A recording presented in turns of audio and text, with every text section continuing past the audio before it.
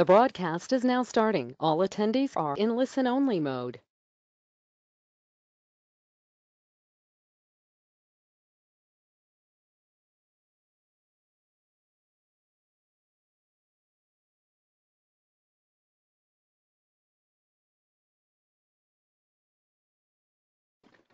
Bonjour à tous et bienvenue à ce webinaire spécial, un webinaire donc qui est centré sur la guerre des prix du pétrole.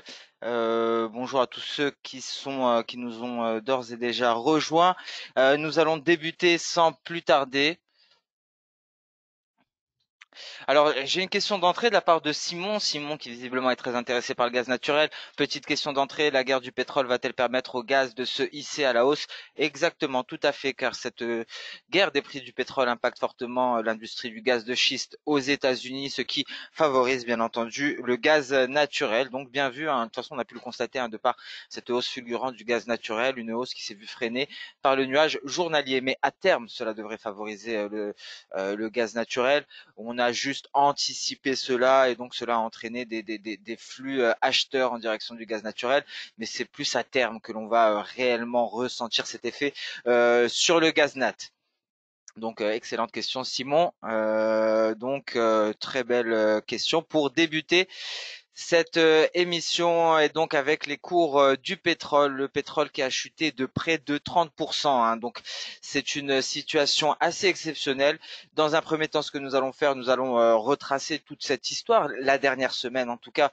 Cette semaine, ces 6 derniers jours qui ont été cruciaux, même 7 derniers jours, hein. Ça a réellement été capital pour l'industrie pétrolière. On va essayer de faire un point ensemble. On va parler des différents événements qui nous ont menés à la situation actuelle, à une guerre des prix, à un bras de fer entre Riyad et Moscou avec un cours du pétrole en chute de 30%. Alors tout a commencé. Bon, alors on va débuter déjà avant cela. Tout a commencé par bien entendu des pays membres de l'OPEP qui souhaitaient faire adhérer à une réduction de la production à hauteur de 1,5 million de barils. Les membres de l'OPEP s'étaient accordés à cela. Il y avait depuis le départ une résistance de la part de la Russie qui ne souhaitait pas adhérer à cette réduction supplémentaire. Il faut savoir qu'il y a déjà un accord en cours qui prendra fin à la fin du mois de mars. Le but était donc de réduire encore plus considérablement la production et ce jusqu'à la fin d'année 2020. Donc au lieu d'arrêter complètement l'accord à la fin du mois de mars, il fallait donc baisser davantage la production et ce jusqu'à la fin 2020. Et donc l'Arabie Saoudite n'a pas adhéré à cela malgré des membres de l'OPEP qui s'étaient accordés à Vienne à hauteur de 1,5 million de barils et le ministre de l'énergie russe Novak a même indiqué que tous les pays producteurs de pétrole étaient libres d'extraire à volonté du pétrole. Et selon moi, c'était le lancement. C'est à ce moment que la guerre des prix du pétrole a débuté. La réponse de l'Arabie Saoudite ne s'est pas laissée attendre, pardon. Et cette réponse, on en a pris connaissance très exactement samedi matin.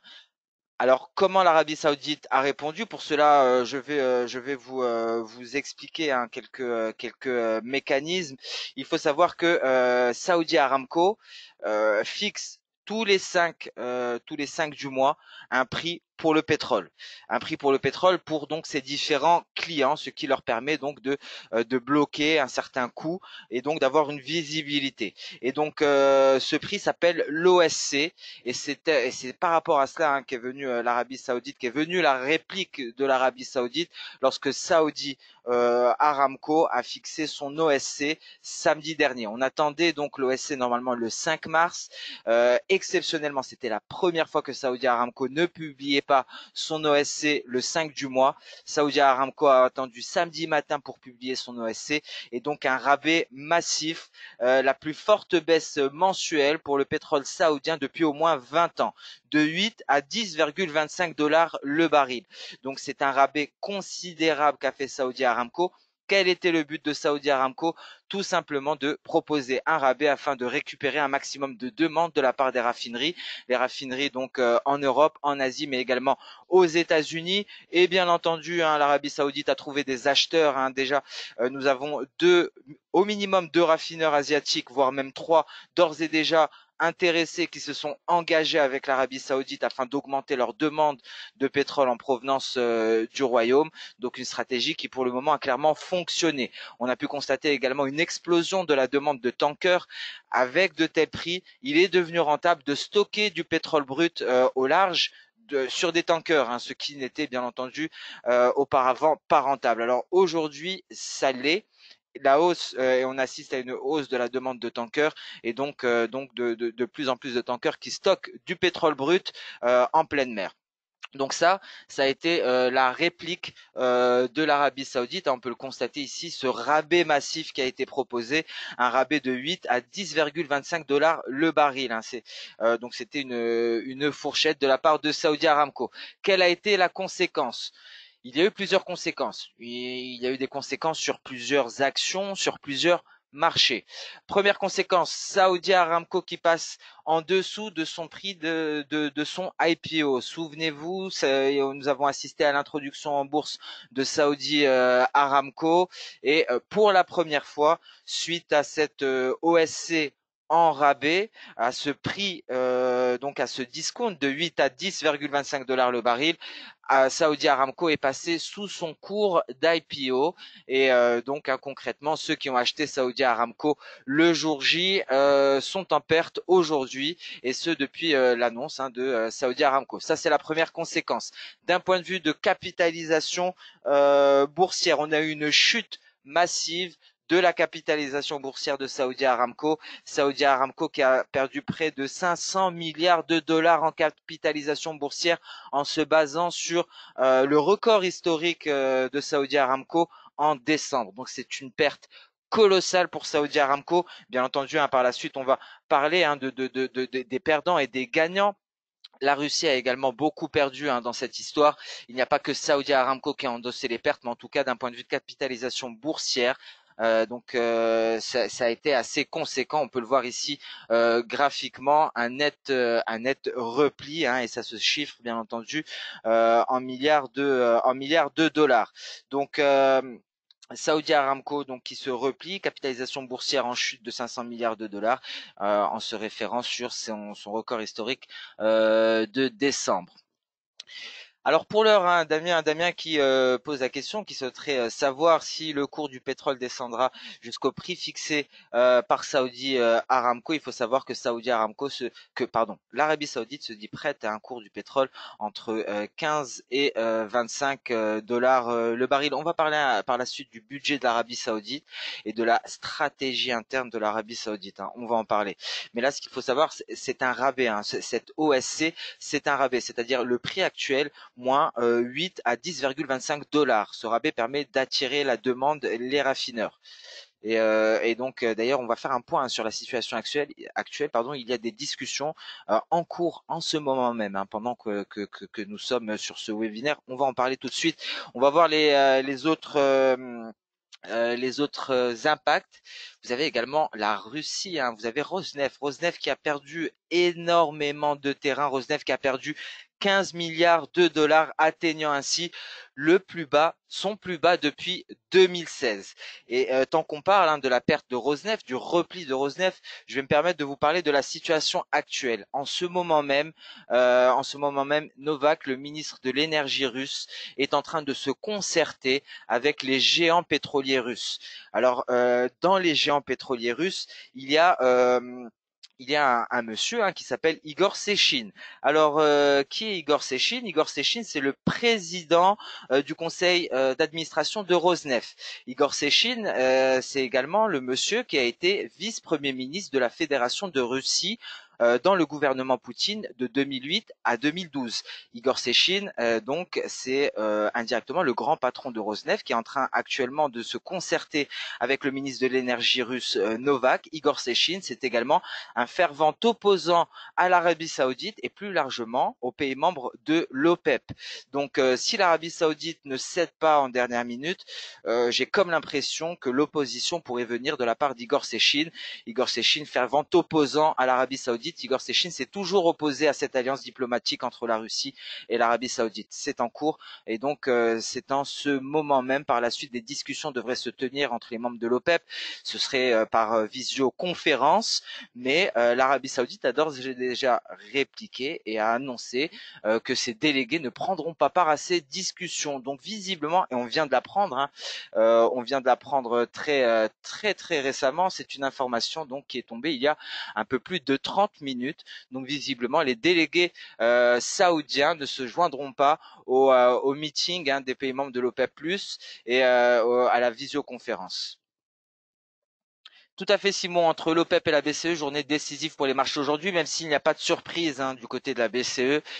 Mais il y a une grande incertitude du côté de l'issue de ces discussions, de l'issue d'une probable entente, car ça allie pas mal de choses. Hein. Il y a beaucoup de géopolitique, il y a aussi du lobbying. Hein. C'est pour ça que je vous parlais d'Igor Sechin. Igor Sechin, ancien vice-premier ministre de la Fédération de Russie lors du gouvernement Poutine de 2008 à 2012 et fervent opposant à l'Arabie Saoudite. Si la Russie refuse de faire marche arrière, à mon avis, le refus viendra de Monsieur Sechin. Donc voilà par rapport à cela. Donc on a parlé de Rosneft, ça nous a pas permis de parler de ce qui se passe en ce moment même entre Novak et les géants pétroliers russes. On va parler à présent des autres conséquences hein, d'un point de vue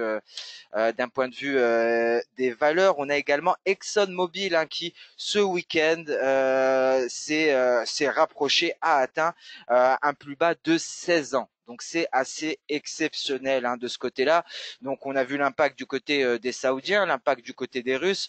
Donc à présent on parle d'ExxonMobil hein, et donc ça effectivement ce sont des choses qui pourraient irriter le président américain. Mais on a également BP qui a perdu 25%, Shell qui a perdu 20%. Donc concrètement, hein, tout le monde, tous les pays producteurs paye le prix fort pour cette guerre des prix entre l'Arabie Saoudite et la Russie. Alors ceci étant dit, donc nous sommes actuellement au même niveau hein, concernant l'actualité sur ce dossier.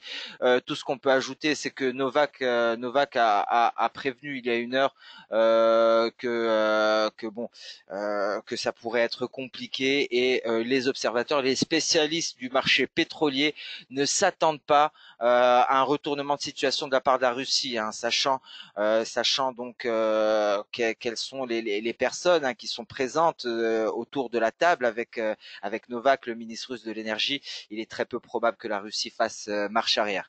En tout cas, hein, donc seul l'avenir nous le dira. On pourrait avoir des nouvelles à ce sujet-là très prochainement. Alors maintenant que nous avons planté le décor, voilà ce qui s'est passé lors des 7 derniers jours. On va pouvoir, et oui, bien entendu, autre chose. Hein, le trading a été suspendu au Koweït hein, suite à cela, après un repli massif de l'indice du Koweït. Dans tous les cas, ces circuit breakers, ces suspensions de cotation sont devenues communes hein, ces derniers jours. On l'a vu à Wall Street lundi, on l'a même constaté au Brésil hier. Hein. Il y a eu un shutdown, il y a eu un circuit breaker, donc suspension des cotations au Brésil également hier. Donc et ça avait débuté au Koweït. Le Koweït a été le premier à faire sauter le disjoncteur. Alors très bonne question, Damien qui demande qui a produit le plus de pétrole, les pays arabes ou la Russie? La Russie produit-elle aussi beaucoup de gaz naturel? Pourrait-elle compenser ses pertes avec le gaz? Tout cela, on va en parler et c'est l'objet de la suite de cette présentation. Et donc simplement pour terminer sur l'histoire un peu pétrolière et ce qui s'est passé ces 7 derniers jours. Vous voyez, on n'a pas vu un repli aussi conséquent. Lundi, ça a été une journée historique hein, pour les pétroles. On n'a pas vu ça depuis la guerre du Golfe en 1991. Donc c'est assez exceptionnel et je ne comprends pas que cela n'ait pas été un peu plus médiatisé. Mais voilà. Donc c'est quelque chose d'assez exceptionnel. Et Damien, le but de la seconde partie de ce webinaire, c'est justement de répondre à votre question. On va s'intéresser à des choses assez techniques qu'on va tenter de simplifier un maximum, mais on va essayer de s'intéresser à l'offre et la demande, on va s'intéresser à toutes les capacités de production, on va essayer de voir qui pourrait supporter une guerre des prix, qui pourrait s'en sortir et quelles seraient donc les plus graves conséquences, où est-ce qu'on pourrait les constater. Et c'est l'objet justement de la seconde partie de ce webinaire. Ici, juste graphiquement, hein, un graphique que je garderai très certainement car ça a été une séance assez exceptionnelle. Et pour ceux qui sont habitués des retracements d'Osoda, on est allé chercher la ligne de force N en vue de finaliser le N baissier suite et le pic, hein, le début de ce N baissier est là et c'était donc lorsqu'il y a eu une hausse des tensions notamment avec l'Iran très récemment, ce qui a créé une explosion des cours du pétrole et donc depuis le N s'est déployé. On a aussi l'attaque de drones de Saudi Aramco juste avant l'IPO et donc voilà ce graphique qui est qui pourrait devenir historique très certainement. On passe à présent à la deuxième partie de cette présentation. On va répondre à toutes ces questions. On va essayer de s'intéresser à tout cela. Tout d'abord, le prix du pétrole qui a chuté de 50% par rapport au pic de janvier. Que s'est-il passé? On a déjà répondu en partie à cette question, mais on va approfondir. Pourquoi l'accord OPEP+ a-t-il échoué? Dans quelle mesure le coronavirus va-t-il impacter la demande de pétrole en 2020 et en 2021? Je vous rappelle qu'on a eu un rapport par rapport à cela, un rapport que j'ai partagé, que je pourrais vous partager également. C'est un rapport officiel que je vais essayer, c'est le rapport de l'OPEP que je vais essayer de vous partager. C'est le rapport de mars 2020. Et donc ensuite, quel sera le bilan de cette guerre des prix et donc le secteur du gaz de schiste américain, comment se comportera ce secteur pendant la chute actuelle des prix? Devrions-nous nous préparer à des résultats similaires à ceux que nous avons pu constater lors de la guerre des prix de 2014-2015? À quel prix devrions-nous nous attendre si aucun accord n'est conclu? Et très certainement, aucun accord ne sera conclu au vu des éléments que je vous ai transmis juste avant. Et que nous apprend la courbe des prix à terme sur le potentiel de reprise de croissance? Donc ça va être légèrement technique, on va simplifier tout cela, donc ça va vous permettre d'avoir une bonne vision de la situation actuelle. Et donc si vous êtes là aujourd'hui, j'imagine que vous êtes très intéressé par le marché pétrolier et que peut-être même que vous tradez le WT ou le Brent depuis longtemps. Et donc on va en parler ensemble car moi-même je suis extrêmement intéressé par ce secteur-là. Pour vous dire, mon mémoire de fin d'études était sur le pétrole et quelles seraient les conséquences d'un cours du pétrole élevé et volatile. C'était le sujet de mon mémoire de fin d'études. Donc autant vous dire que c'est un sujet qui me tient à cœur et depuis longtemps. Donc nous allons commencer par donc tout simplement par l'offre et la demande globale de pétrole. On va se baser sur les historiques. Ici, les historiques datent de 1996.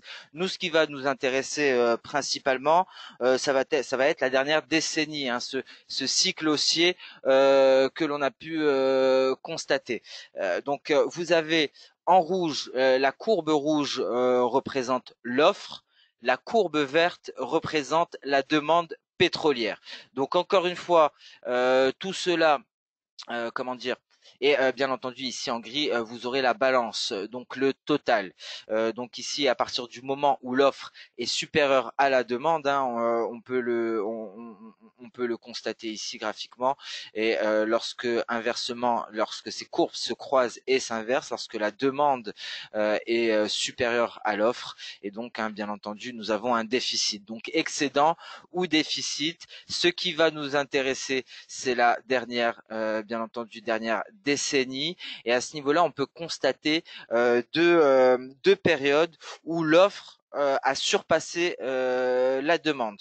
Donc une offre qui surpasse la demande, on appelle cela tout simplement un excédent. Donc un excédent de pétrole, et on a pu le constater lors de la période de 2014 à 2016. On le voit ici, cet excédent, la courbe rouge qui passe largement au-dessus de la courbe verte, et également une seconde période, tout simplement pendant la période de 2018, encore une fois une courbe rouge nettement supérieure à la courbe verte. Donc encore une fois un excédent de pétrole. Et donc ici, lors de ces deux périodes, elles se sont terminées par un accord de l'OPEP, et c'est à ces moments-là que les pays membres, les pays exportateurs de pétrole membres de l'OPEP se décident à limiter la production pour justement équilibrer l'offre et la demande. Donc lorsque l'on a un excédent, lorsque la courbe rouge est largement au-dessus de la courbe verte, nous avons un excédent. C'est à ce moment-là que les pays membres de l'OPEP prennent leur téléphone et en discutent. Ils organisent parfois même des réunions extraordinaires des pays membres de l'OPEP ou bien attendent leur prochaine réunion programmée. Et c'est à ces moments-là que ces différents ministres de l'énergie ou ministres des pétroles de tel ou tel pays se réunissent pour convenir d'une réduction de production coordonnée afin de revenir à l'équilibre. Et c'est ce que l'on constate ici, hein, on revient à l'équilibre et donc on réduit considérablement l'excédent jusqu'à arriver à un équilibre de l'offre et de la demande. Et donc il faut noter que c'est ce que tentaient de mettre en place à nouveau les pays membres de l'OPEP et plus largement les pays membres de l'OPEP+. Et à ce niveau, donc les pays membres de l'OPEP prévoyaient une réduction de l'offre à hauteur de 1,2 million de barils, suivi de 1,8 million de barils. Et donc, ce qu'il faut savoir, c'est qu'on avait également des réductions qui ont été involontaires, des réductions imprévues. On va en parler, on va parler de la Libye, on va parler du Venezuela, car il y a ce que l'on contrôle et il y a la production que l'on ne contrôle pas. Malheureusement, les zones pétrolières sont des zones à risque, sont des zones très souvent de guerre. Je pense que vous savez tous pourquoi. Et donc, très souvent, nous avons des manques de production selon les événements géopolitiques, selon les guerres, selon les différentes, entre guillemets, révolutions. Ça, on va en parler, on va pas entrer dans le détail, bien entendu, on va juste constater ces baisses de production inattendues. Et nous passons à présent sur, on va essayer donc de constater hein, tous ces excédents. Tout d'abord, on va constater l'excédent de l'offre lors de la période 2014-2016. Souvenez-vous, on a parlé de 2014-2016 ici, cet excédent. On a parlé de l'excédent de 2018 ici. Donc ce sont les deux périodes qui nous intéressent. On va pas s'intéresser à tout hein, depuis 1996. On va s'intéresser à ces deux périodes. Et il faut garder à l'esprit que l'alliance diplomatique entre l'Arabie Saoudite et la Russie a débuté en 2016 et a pris fin vendredi dernier. Donc, on s'intéresse à présent à ces deux périodes, hein, donc l'excédent de 2014 et 2016 et celui de 2018. Et ces excédents-là, hein, par la suite, on a pu constater une baisse des cours. Et donc, lorsqu'il y a le déficit qui se creuse, on a un rebond des cours. Sur ce graphique, hein, vous avez donc ici ce facteur offre et demande, et on peut constater hein, l'impact que ça a sur les cours. Donc, la réduction de la différence entre l'offre et la demande a entraîné un rebond des cours dans les deux cas, dans les deux périodes que nous avons pu constater. Pourquoi? Parce que bien entendu, les pays membres de l'OPEP se sont concertés et ont remis tout cela à l'équilibre. Une stratégie qui fonctionne, c'est l'offre et la demande.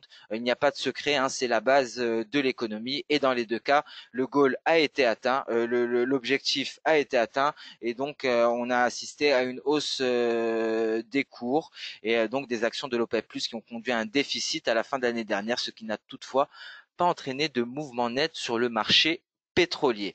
Alors à présent, on va s'intéresser donc à toutes ces réductions de production. On a parlé des réductions inattendues, mais on va décortiquer tout cela.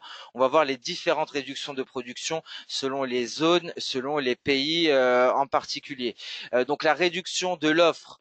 La réduction de la production pour les pays membres de l'OPEP+ s'est élevée à plus de 4 millions de barils au début de l'année, et cela en réponse au ralentissement de la demande. On constate un ralentissement de la demande. Comment on équilibre? Tout simplement en diminuant l'offre. Ça permet d'équilibrer quelque peu, ça permet donc d'impacter, d'amortir le choc. Et les baisses imprévues, on en a parlé. On a eu une baisse imprévue en Libye, et cette baisse est à hauteur, il me semble, de 1 million de barils par jour. Tout le monde sait pourquoi il y a eu cette baisse de production en Libye, malheureusement. On a eu une baisse également en Iran et au Venezuela. Donc voilà pour les trois pays qui ont impacté également l'offre indirectement, hein, sans entente, mais de manière imprévue. Donc, ce qu'il faut garder à l'esprit également, c'est qu'il y a également une réduction de la production dont les pays sont limités à une production de 2 millions de barils par jour. Hein. Ce sont les pays avec des objectifs, avec des targets. Ici, on retrouve l'Iran, donc c'est une baisse inattendue, incontrôlée. La Libye également et le Venezuela, hein. La plus grosse part vient des pays membres de l'OPEP+, de leur total. Ici, c'est vraiment le total de tous les pays membres, pas seulement de l'OPEP, mais de l'OPEP+, hein. C'est très important de le signaler. Et donc, ce qu'il faut noter également, c'est que cette guerre des prix pourrait apporter une offre supplémentaire de 2 à 3 millions de barils. Pourquoi? Parce que l'Arabie Saoudite souhaiterait inonder le marché de pétrole saoudien bon marché. Et donc dans ce contexte-là, l'Arabie Saoudite qui a dans un premier temps annoncé une augmentation de sa production à hauteur de 12 millions de barils par jour. Et ça, c'est extrêmement intéressant. Pourquoi? Parce que ce 12 millions de barils par jour, ce n'est pas un chiffre pris au hasard, hein. Je vous rassure par rapport à cela. Les Saoudiens sont bons en mathématiques, hein. Les 12 millions de barils par jour, hein, c'est simplement le MSC, ce qu'on appelle le Maximum Sustainable Capacity. Et donc, c'est une capacité maximale de production pour une plateforme pétrolière. Chaque plateforme pétrolière a un maximum de production, un niveau maximal de production. Si une plateforme pétrolière essaye de produire plus que ce MSC, cela endommage le matériel et les coûts sont considérables. Il faut savoir que dans le milieu de l'exploitation pétrolière, hein, et j'en parlais d'ailleurs avec des amis à moi qui travaillent chez Technip et qui sont dans le milieu, les coûts de maintenance notamment sont énormes. Par exemple, si on arrête de produire sur une plateforme pétrolière, il y a des coûts de maintenance extrêmement élevés. Pourquoi? Parce qu'il faut faire passer de la vapeur d'eau dans les tuyaux afin d'éviter toute érosion. Et ça, c'est un coût extrêmement considérable et c'est des coûts que l'on est loin d'imaginer. Et à nouveau, hein, si l'on surpasse ce MSC, on endommage considérablement les plateformes pétrolières et les coûts de réparation sont extrêmement élevés.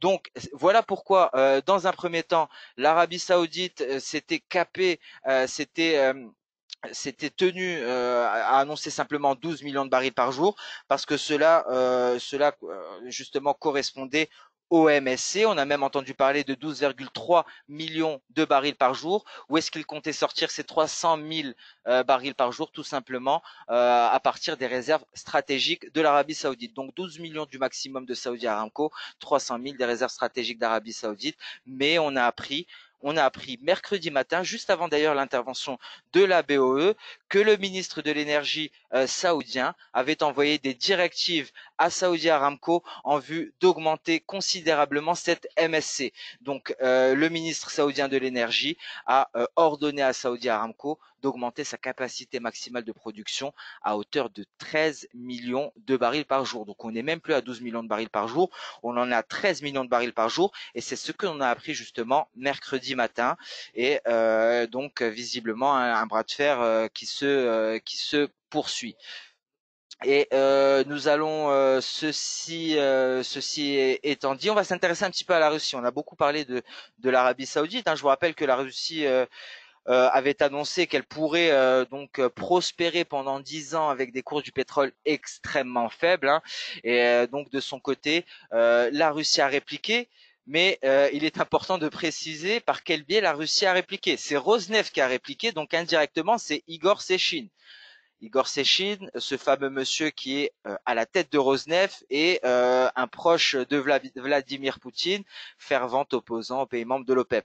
Et donc la réplique est venue de la part de Rosneft, bien entendu, qui a annoncé une augmentation de sa production à hauteur de 500 000 barils par jour. Et il faut noter que la Russie équilibre son budget à 50 ou 60 dollars le baril. L'Arabie Saoudite, elle, équilibre son budget à 70 ou 80 dollars le baril.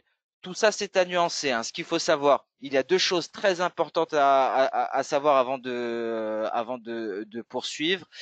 C'est que il faut prendre en considération la configuration politique déjà en Russie. Il faut savoir que Vladimir Poutine est en perte de popularité. Vladimir Poutine a promis au peuple russe une hausse des standards living, une hausse du niveau de vie en Russie. Et donc effectivement, même si la Russie pourrait survivre pendant une décennie avec un baril du pétrole extrêmement bas, qu'en est-il de la popularité de Vladimir Poutine? Est-ce qu'elle survivrait à une poursuite de cette guerre des prix? C'est extrêmement compliqué, hein. Il faut savoir, malgré cela, que le système fiscal russe est extrêmement flexible, mais concrètement, Vladimir Poutine est dans une situation assez compliquée. Du côté saoudien, MBS, Mohamed Ben Salman, pardon, a un projet assez fou, c'est un rêve d'enfant qu'il a, c'est son projet 2030, sa ville du futur, sa ville robotisée, Naum. C'est le nom de la ville, Naum, et donc c'est le projet de MBS. Et malheureusement, une poursuite de cette guerre des prix du pétrole pourrait complètement annuler son projet. Et je pense que MBS pourra, je pense, sacrifier ce projet. Donc c'est vraiment l'enjeu, hein, c'est ce que risque actuellement l'Arabie Saoudite. La croissance de l'Arabie Saoudite était déjà en net repli, on était à 0,5% alors que précédemment on était à 2,5%. Donc c'est assez compliqué également à ce niveau-là. L'Arabie Saoudite a déjà procédé à des coupes budgétaires à hauteur de 20%. On l'a appris il y a 2 jours. Tous les ministères ont coupé leur budget de 20%. Toutes les compagnies étatiques également ont réduit leur budget à hauteur de 20%.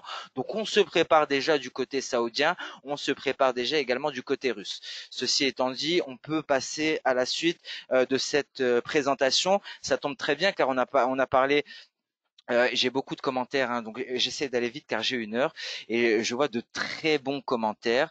Euh, donc je pourrais pas répondre à tout. Je ne pourrais pas répondre à tout. Je vois que certains veulent les graphiques de cette présentation. Je pourrais le mettre. Bon, il faudra bien entendu que je prenne l'aval hein, de l'aval d'XTB France et je pourrais, si possible, vous fournir ces graphiques, vous les transmettre. Avant cela, je vais attendre, je vais prendre l'autorisation et je pourrais vous les transmettre sans aucun problème. Donc je vais voir cela. Il y a beaucoup aussi de graphiques qui sont issus de Bloomberg. Le problème c'est que Bloomberg c'est payant, mais vous avez la possibilité normalement de les retrouver. J'ai partagé pas mal de ces graphiques également sur mon Twitter et également sur le Twitter d'XTB France. Donc voilà par rapport à cela. Je vois qu'on a également fermeture des écoles et des universités en Irlande jusqu'au 29 mars. Ouais, très bien. Bon, alors je vais poursuivre hein, et je verrai pour les questions et les commentaires par la suite.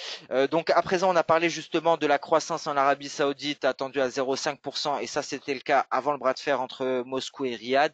Précédemment, on était à 2,5%. Les choses se compliquent. Ici, on voit cependant ce qu'il faut savoir, c'est que cette chute des prix des cours du pétrole aura un effet positif sur la croissance. Si la croissance euh, diminue de 0,1%, la baisse de la demande mondiale devrait être en moyenne de 1 million de barils par jour.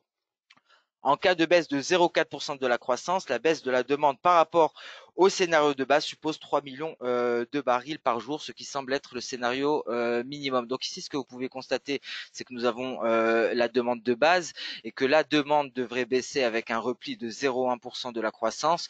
Et voilà à quelle hauteur devrait baisser la demande avec un repli de 0,4 de la croissance. Donc une baisse de la croissance qui devrait donc entraîner également une baisse de la demande, hein, mais pas que. Hein, cela permettrait également cela aura des effets bénéfiques et on va en parler un peu plus tard. Je vais essayer d'accélérer, hein, excusez-moi de cela. N'hésitez pas à m'interrompre hein, si certains points ne sont pas clairs. Hein, je suis contraint par le temps. Je vais essayer d'accélérer un petit peu. Donc ici, nous avons plusieurs scénarios hein, qui ont été mis en place par l'EIA et tous ces scénarios, vous pourrez les retrouver sur le site officiel de l'EIA, bien entendu. Et donc, un scénario donc, qui prévoyait une augmentation de l'offre cette année, principalement due au gaz de schiste américain, mais également en l'absence de nouvelles réductions de la production des pays membres de l'OPEP. Il faut savoir que le gaz de schiste américain n'est pas rentable au niveau de prix actuel et cela pourrait entraîner une baisse de la production aux États-Unis. Donc là, on va s'intéresser aux États-Unis et donc au gaz de schiste, car c'est vraiment l'impact majeur et c'est ce qui effraie Donald Trump. C'est pour ça que Donald Trump pourrait même taxer, ça c'est une rumeur, taxer le pétrole saoudien pour protéger l'industrie du gaz de schiste aux États-Unis. Ça concerne principalement l'ouest du Texas. Et donc concrètement, ce que l'on estime, c'est qu'avec des flux de trésorerie négatifs cette année, le secteur du gaz de schiste sera contraint de réduire sa production à hauteur d'1 million de barils par jour, alors que la semaine prochaine, elle sera à hauteur de 2 millions de barils par jour. Et il faut savoir que la Russie et l'Arabie Saoudite peuvent ajouter à l'offre mondiale entre 2 voire 3 millions de barils par jour. Donc cela pour vous permettre de comprendre ici la complexité de la situation. C'est une situation qui touche énormément d'entreprises, qui touche énormément de secteurs et dans tous les cas, je pense que on a clairement pris conscience de l'impact de ce bras de fer, de cette guerre des prix lors de la séance de lundi aux États-Unis, lorsqu'on a vu intervenir ces circuits breakers face à des replis de 7% suspendre les cotations des indices américains. Et très rapidement, hein, sur le scénario de base qui supposait un équilibre relatif entre l'offre et la demande.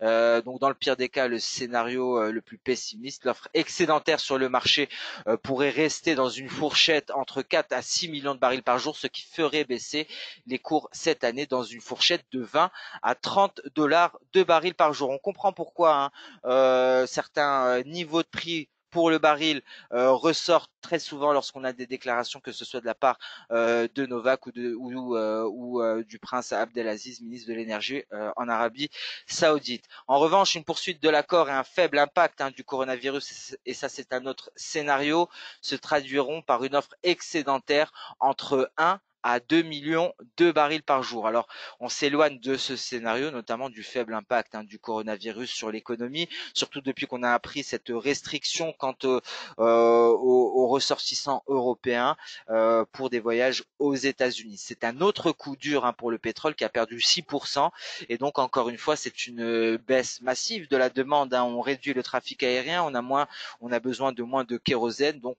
demande de pétrole en chute libre. Et le scénario les plus probable prévoit donc une offre excédentaire de 2 à 4 millions de barils par jour, et l'offre excédentaire de la dernière décennie hein, s'élevait également à 2 à 3 millions de barils par jour. Donc nous allons avancer à présent très rapidement. On va essayer de comparer la récente guerre des prix avec celle que nous avons pu constater hein, récemment. Donc la précédente guerre des prix avait conduit justement à un repli, à une baisse des cours du pétrole lors de la première phase à hauteur de 62%. La baisse lors de ce nouveau Black Monday a atteint quasiment hein, ces niveaux par rapport au pic de janvier, et pour atteindre ces 62%, il faudrait rallier les 25 dollars le baril. Je pense que ça répond d'ores et déjà à pas mal de questions, et on va s'intéresser à présent à la courbe des coûts d'exploitation. On va voir quels pays ont des coûts d'exploitation les plus faibles et qui a les coûts d'exploitation les plus élevés. Donc très rapidement, on peut voir ici oil shale, c'est le gaz de schiste. Donc vous pouvez constater ici le coût d'exploitation du gaz de schiste qui est extrêmement élevé. Donc c'est vraiment la crainte avec des entreprises qui sont d'ores et déjà surendettées. Et ici voici le coût d'exploitation de l'Arabie Saoudite. Hein. On est largement en dessous hein, du gaz de schiste. Le gaz de schiste est extrêmement coûteux. Vous avez également hein, l'exploitation onshore, offshore. Vous avez l'exploitation, excusez-moi, alors je reviens en arrière, l'exploitation russe, hein, un coût largement supérieur au coût d'exploitation de la part de l'Arabie Saoudite. Hein. L'Iran est le mieux positionné, hein, bien entendu, et le NGL, ça correspond à le gaz naturel liquéfié. Hein.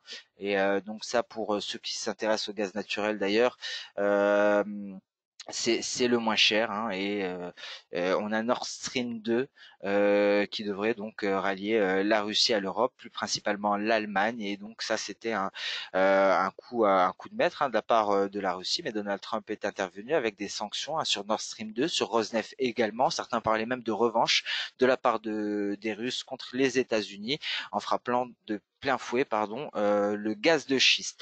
Donc le gaz naturel liquéfié, hein, également, c'est un sujet qui est d'extrême actualité, avec des coûts de production extrêmement faibles, et Nord Stream 2 qui relie directement le producteur, donc la Russie, au consommateur, l'Allemagne. L'Allemagne qui est en train de se désengager du charbon. Donc voilà pour ces coûts de production. Alors Damien qui demande: le niveau de prix fixé du prix du baril par l'EIA est-il ou sera-t-il égal au cours du pétrole, sachant que tout est spéculation? Oui, tout est spéculation. Si on ne s'entend pas, si la Russie, s'il n'y a pas de revirement de situation, et pour le moment je peux vous certifier qu'on est loin d'assister à un revirement de situation. Alors s'il n'y a pas de revirement de situation, effectivement on pourrait aller chercher les 25 dollars. Tout simplement. En revanche, si on a une entente de dernière minute, hein, on pourrait assister à une hausse fulgurante, hein. Je veux juste m'assurer qu'il n'y a pas de nouvelles par rapport à cela. Visiblement, pas de nouvelles pour le moment. Donc rien à signaler, parce que ça pourrait tomber à n'importe quel moment.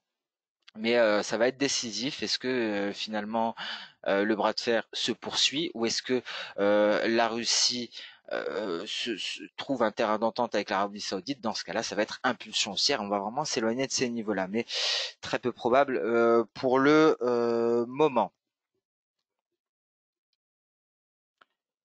Et donc bon, ça je vais vous épargner cela. C'est une projection de très long terme avec la fair value du WTI. Euh, Bon, je pense qu'il vaut mieux que je vous épargne cela. On va parler peut-être de la production, hein, de la Russie et de l'OPEP, qui est d'environ 40 millions de barils par jour, hein. Vous avez en rose ici, hein, la production russe ajoutée. C'est une somme des pays membres de l'OPEP et de la Russie, hein, on peut le voir, cette forte hausse. Et donc ce qu'on peut constater, c'est qu'une augmentation de la production à hauteur de 3 millions de barils par jour justifierait encore à long terme des prix du pétrole autour des 55 à 60 dollars le baril. Donc voilà, pour terminer, on va peut-être parler des impacts, hein, notamment sur les différentes économies. Qui est le mieux préparé à cette guerre des prix? Il faut voir que principalement, hein, le premier pays qui serait impacté, ça serait concrètement l'Irak. L'Irak qui serait frappé, pardon, de plein fouet par une poursuite, hein, et la source ici, encore une fois, c'est Bloomberg, hein, les données. Et donc la source et donc l'Irak qui serait frappé de plein fouet. Juste après, nous avons l'Arabie Saoudite, et visiblement la Russie serait plus prête, hein, à encaisser cette guerre des prix. Mais ça reste à nuancer, et je vous fournis aujourd'hui c'est vraiment le calcul interne, hein, du budget saoudien issu du pétrole. Pour ceux que ça intéresse, ceux qui veulent la formule exacte, on est basé sur plusieurs choses, hein, pour avoir ces chiffres-là, pour avoir le revenu pétrolier de l'Arabie Saoudite. On se base déjà sur les cours du brut. On retire le coût de production. On retire également ce fameux discount, hein, cette OSC qui est proposé aux raffineurs, et on multiplie par la production, et ça nous donne les revenus en millions de dollars. Ce sont des revenus journaliers. Donc sur le premier tableau, nous avons, dans le cas d'un baril à 40 dollars, si s'il y avait eu dans un contexte de coronavirus, mais sans coopération entre les pays membres, dans ce cas-là, cela nous entraînerait un baril à 40 dollars, avec des exportations à hauteur de 7,2 millions de barils par jour, et des revenus de 286 millions de dollars. Dans le cas où il y a donc un bras de fer, une guerre des prix entre l'Arabie Saoudite et la Russie, on peut s'attendre au maximum à un baril à 31 dollars, donc des exportations journalières à hauteur de 9,4 millions de barils par jour, ce qui entraînerait visiblement une hausse des revenus pétroliers, et donc 290 millions de dollars. Donc on passe de 286 millions de dollars à 290 millions de dollars. Que se passerait-il dans le cas d'une coopération complète? On pourrait donc constater un cours du baril à 55 dollars. C'est ce que souhaiteraient bien entendu pas mal de pays producteurs de pétrole. Pourquoi? On va le comprendre immédiatement. Donc là, ça abaisserait l'exportation saoudienne à 6,7 millions de barils par jour et donc un revenu par contre nettement supérieur à hauteur de 369 millions de dollars. Pourquoi c'est nettement supérieur alors qu'on exporte, alors que le prix est largement supérieur? C'est parce qu'on exporte beaucoup moins. Avec ce rabais, l'Arabie Saoudite capte une grande partie de la demande, notamment asiatique, mais également de la demande européenne. Donc, et le marché européen, c'est un marché très important pour les Russes, et donc cela leur permet d'exporter beaucoup plus. C'est moins cher, mais on exporte beaucoup plus, et donc on arrive à avoir un revenu qui reste tout de même élevé. Et que serait donc le cours du baril en cas de coopération entre les pays membres de l'OPEP et pas de coronavirus, donc pas de choc sur la demande de pétrole? C'est un scénario qui est impossible, mais c'est ce que souhaitaient les pays membres de l'OPEP avant que le coronavirus vienne impacter la demande. C'est un baril à 75 dollars et pour l'Arabie Saoudite, 6,7 millions de barils exportés par jour, donc un revenu de 503 millions de dollars. Et donc concrètement, là, on divise par deux dans le cas dans le cas dans ce contexte de coronavirus qui pèse sur la demande et donc de rupture de l'entente des pays membres de l'OPEP. Donc c'est une perte considérable. C'est pour cela que le Royaume a réduit donc son budget en urgence de 20%, et donc le but de l'Arabie Saoudite est de capter un maximum de demandes afin d'augmenter ce chiffre-là, l'exportation journalière. Donc de ce fait, même avec un prix extrêmement bas, on en dégage un revenu journalier extrêmement élevé, et cela permet de limiter l'impact. Et donc un commentaire de Simon: ce qui est bien ironique dans cette situation, c'est que sans coronavirus, une telle chute du pétrole pourrait être bénéfique pour l'économie en temps normal. Exactement Simon, tout à fait, tout à fait. Damien qui commente: vous devriez faire un webinaire plus souvent car j'ai appris beaucoup de choses. Merci, merci à vous Damien pour ce commentaire. Je suis ravi. J'ai essayé de vous donner les connaissances nécessaires pour s'attaquer à ce marché pétrolier qui est très confus. C'est vraiment le flou artistique. C'est pour ça que les médias n'en parlent pas, car il y a beaucoup d'éléments et c'est très compliqué euh, d'avoir une vision globale. Donc j'ai essayé de vous donner cette vision globale. Je suis ravi d'avoir atteint l'objectif, visiblement, en tout cas au vu du commentaire de Damien. Et donc il faut garder en tête ces chiffres-là. Pour ceux qui veulent aller plus loin, je vais certainement faire un rapport spécial pétrole. J'en ai fait deux déjà depuis le début de semaine. Je vais en faire un dernier demain. Et là je vais détailler le calcul budgétaire de la Russie, parce que le cours du pétrole a une place primordiale dans le budget de la Russie, et je vais donner les formules exactes du calcul budgétaire de l'Arabie Saoudite. Comme ça, vous pourrez le faire vous-même sur un tableau Excel. Vous pourrez. Alors, Annie qui demande comment avoir un replay de ce webinaire. Ça va être publié, il me semble, je pense, sur YouTube. Donc, ça sera fait, je pense, dans la journée. Donc, ce sera disponible sur YouTube. Et demain, dans le rapport spécial, je vous détaille le budget de la Russie avec des cours du baril. Je vous détaillerai également la formule de calcul pour arriver à tous ces chiffres-là, avec le coût de production de l'Arabie Saoudite, avec le discount également, ce fameux OSC qu'il faut réduire, car c'est ce qui permet de capter les tankers, de capter les raffineurs asiatiques notamment, et les raffineurs européens aussi, mais américains par la même occasion. Donc je vous donnerai la formule de calcul. Vous pourrez créer un tableau Excel, un tableur Excel avec cette formule, et avoir les différents scénarios avec les différents prix. Ça vous permettra de comprendre pourquoi à certains niveaux, pour le cours du baril de pétrole, pourquoi à certains niveaux l'Arabie Saoudite réagit immédiatement, et pourquoi à certains niveaux c'est la Russie pardon, qui réagit dans la foulée. Donc sur ce webinaire touche à sa fin, et donc toutes ces informations complémentaires que je vous fournirai dans le rapport spécial demain, ce sera le troisième rapport spécial de la semaine, peut-être pas le dernier. Et là, je vous inclurai les dernières données que je n'ai pas pu ajouter à ce webinaire, car je vous avoue qu'il y a pas mal de choses sur les marchés en ce moment, donc difficile de faire une présentation claire sur PowerPoint. Je n'ai pas eu le temps de vous mettre tous les calculs et de tout faire, et donc je me rattraperai, promis, dès demain. Encore une fois, merci à toutes et à tous pour votre présence. J'espère que cela vous a aidé à bien comprendre ce secteur passionnant, ce monde passionnant qui est le secteur pétrolier. D'ailleurs, vous trouverez plein de choses, plein de sources sur Internet pour aller plus loin. Sinon, je serai toujours là pour vous transmettre un maximum d'informations là-dessus. Quand la passion est là, on ne lésine pas sur les moyens. Merci à toutes et à tous pour votre présence. Pour nos clients, on se donne rendez-vous à 15h15 pour le live trading. Sinon, rendez-vous dès demain pour le prochain Good Morning Market. Encore une fois, merci pour votre soutien, pour votre présence et à très bientôt. Au revoir.